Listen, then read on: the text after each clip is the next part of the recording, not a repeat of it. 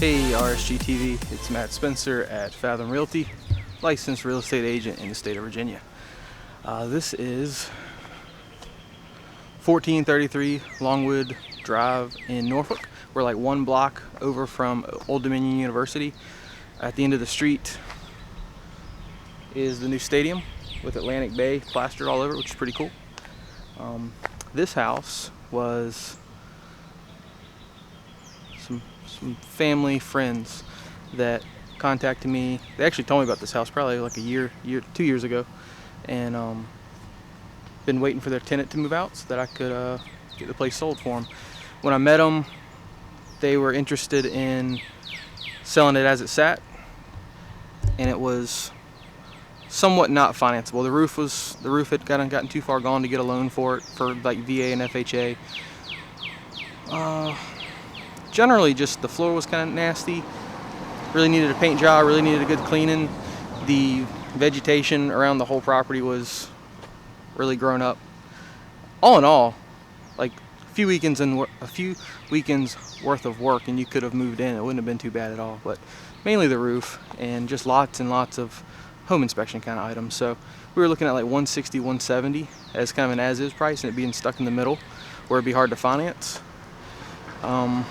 But if I got them to spend some money, we could almost like get quadruple the money they put back into it. So the example would be if we were thinking about selling for like 160, 170 and having to worry about if it could get financing and how long would it sit, because we're looking at like ODU students. It's hot out here, sorry, and we've been moving stuff. Looking at like ODU students mainly, so parents are going to want like turnkey, and anyway, like 160 as it sat. They spent about $20,000, and we got them $224 the first day. So you can do the math. I know money doesn't grow on trees. I know it's not easy to always find $20,000. I totally understand that. But sometimes if you can just find a way, even credit cards. I hate interest rates on credit cards, but even because nothing's a sure thing, so you never know when it's going to fall through and it's going to bite you in the butt. But sometimes if you can just spend a little bit to prepare your house to list it, it makes all the difference in the world. We could have gone all out even more. Like, we didn't do every little thing at this house like I wish we could have, but I don't know that we would have gotten a dime more for fully renovated versus just really updated. So anyway, this is 1433 Longwood Drive, Norfolk, and it sold for $224 first day on the market. And it's one of those things, like I try not to be one of those guys that sells houses day one on the market. Like, that's when you give stuff away, and I see it all the time. Someone 6 houses down sold a house for like $200. Same house, they sold it for like $200. Then they're online bragging about it. And it's like, no kidding, it sold in the first day. You left $24,000 on the table. Here, I don't think we could have appraised for much more. It's a 2-bedroom, 2 full bath. Technically, the little piece on the end is a 3rd bedroom, but there's no closet. So on paper, it's a 2-bedroom, 2 full bath. Square footage is like 912 or 930 something. But anyway, it's Sunday, Memorial Day weekend, and you can see the trailer. Sellers didn't want the washer and dryer. Sellers had like a custom bed made for the small bedroom, which was really cool. They left that here. They left a nice little kitchen table, kind of a butcher block looking thing, and thinking the buyers would want it, but found out a few days ago that the buyers do not want it, and sellers are out of town. I don't expect them to come back in town to figure it out, so we're here. And sellers didn't want the washer and dryer, buyers didn't want the washer and dryer. I had some other buyers that just closed on a house that needed a washer and dryer, so no charge, boom, washer and dryer. The other stuff I'll probably just throw it in my storage locker and hang on to it for staging houses. So walkthrough is tomorrow, which is Memorial Day. They're doing a walkthrough sometime tomorrow. So the house has to be 100% good to go. Grass, gutters, weeds, that kind of stuff. And then they're closing at Tuesday at like 10 a.m. and my guys are closing in the afternoon. So anyway, let's go check out the inside. Actually, let's start on the outside. I'm putting this on my RSG TV channel because while it's not a full-fledged flip or renovation or like one of my projects, I mean, it was one of my projects, I guess you could say, but I think it fits the bill for RSG TV. There's a cool freebies. Awesome street. We're technically in Larchmont. one block. There's one more street between us and ODU, and then everything behind me right now it just gets creeps up in price, and I guess like niceness.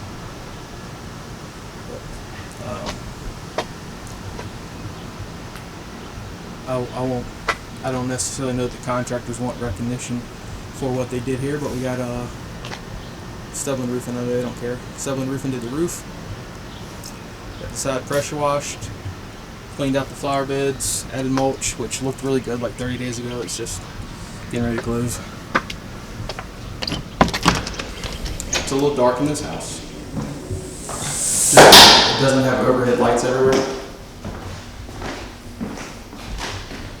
Really pretty hardwood floors. There was a little bit of staining here and there, like old pet stains, just being a rental house for college town. So we put a little stain in the floors, and that really helped hide all the flaws.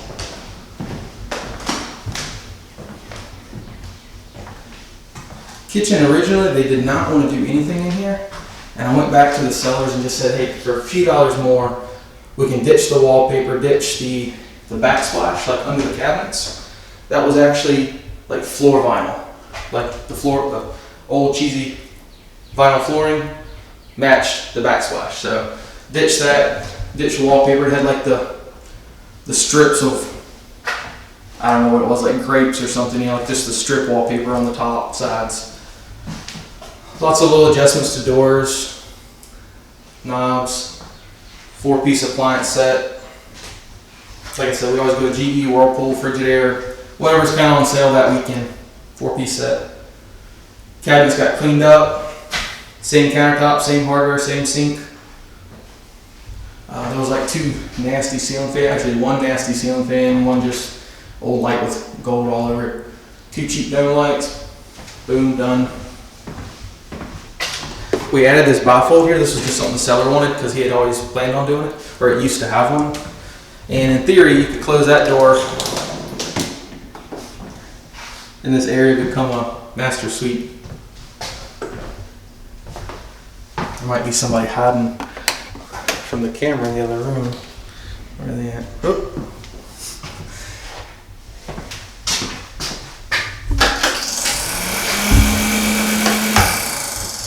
I guess that fan decided to start making noise. Anyway, so you could close off that door over there, and this could all be kind of like a master bath. Shower, new fixtures, went with chrome just because it kind of matched what was all here. Tile water carpet connection for the flooring, all new paint. Till about 10 minutes ago there was a washer and dryer here that nobody wanted.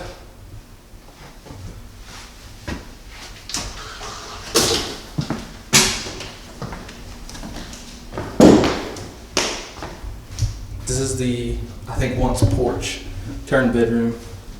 It's got like a porch ceiling. No closet, so that's why we're not technically calling it a bedroom. Still the old style outlets, not everybody cares about the 3-prong. The only room that has carpet, because that's how it was, the hardwood doesn't flow through here. Not being original. Bedroom 1. You can see the staining in the camera. You can't see it that much in person. I think the camera's picking it up a little bit more to highlight. Left the ceiling fans that were here, they were good enough. Changed out some door hardware. The old attic fan, or what do you want to call it, a whole house fan, still works. A lot of buyers I go around with houses, they see those and have no idea what they are. I'm not going to flip the switch just because it's my luck the day before the walkthrough something goes wrong, so I'm not touching it. But it's been firing off every time, no problem. The idea is you can crack all the windows in the house, flip the fan before people had air conditioning, and it kind of just draws the air through the house and moves it higher up. I've lived in a couple houses that have them, they're actually pretty cool. They do have like rubber belts, and like I said, I touched something the day before it's not my house anymore. That's my luck. The tub's original to when these people bought it. and we did like a new, I say we, contractors did a new tub surround. Windows got some fogging. It was just something we negotiated out, and we didn't have to do it part of the home inspection negotiations. It's an old house, and these buyers were actually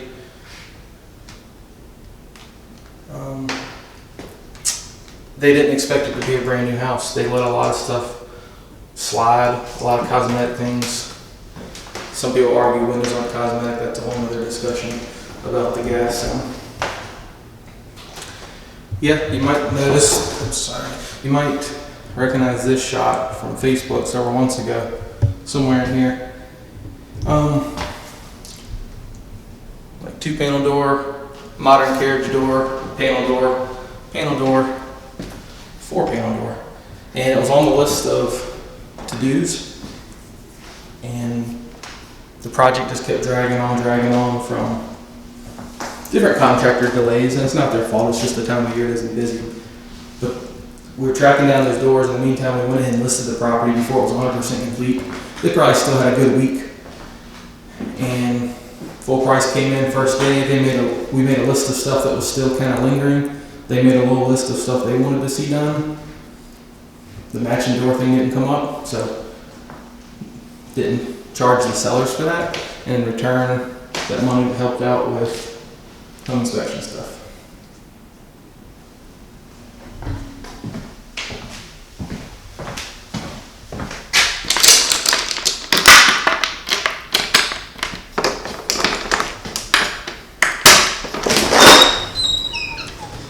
Not a whole lot to look at here. Shed. Had guys do new wrap around the doors, like the metal wrap. Rebuilt this door here that has the power panel in it and the meter base. Pressure wash, new roof, clean gutters. Same thing with the shed. The like wrap job, some of it's new, especially around the doors. The shed was full of stuff when we got the house. The backyard, there's a huge pile of trash here, big fire pit. I think we had, I don't know, 8-9 bicycles throughout the backyard. Got cleaned up. You couldn't even walk back here where I'm at now. Just overgrown. I'm not trying to call out the previous owners. Just it was a rental property, and it was a couple of young guys living here, and keeping the yard up's not a big priority of theirs. Heating and cooling's actually not the old, so we don't have to do anything to it. Actually, they added a PVC drain line part of the inspection, just like the condensate drip line.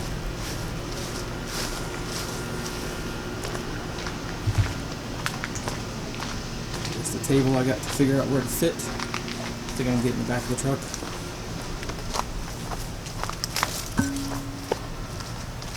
That just about wraps it up.